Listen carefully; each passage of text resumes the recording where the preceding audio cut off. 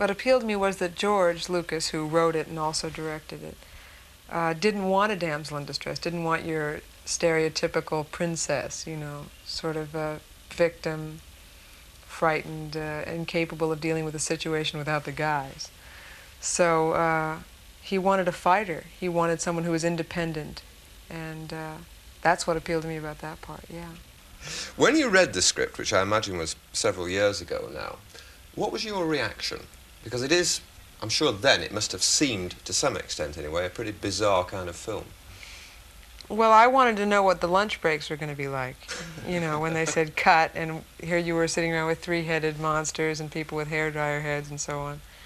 But it was a terrific script because they had to budget the film like a low-budget film. They call it the most expensive low-budget film ever made.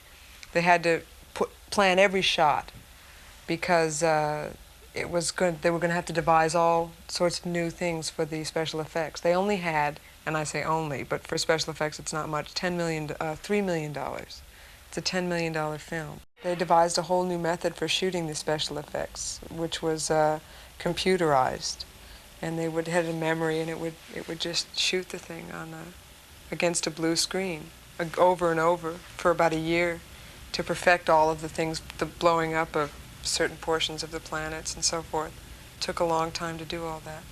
Now, as well as working with robots and strange sort of creatures, you also get involved in some very hairy, death-defying scenes yourself, don't you?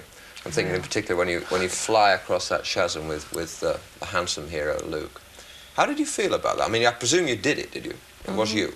It was me. I don't want to brag or anything, you know.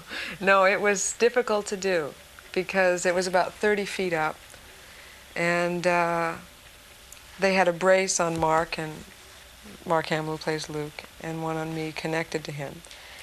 And they put 2 cameras up, and first they hung us from the ceiling to check the durability of the rope or the actors, I don't know which. Charming.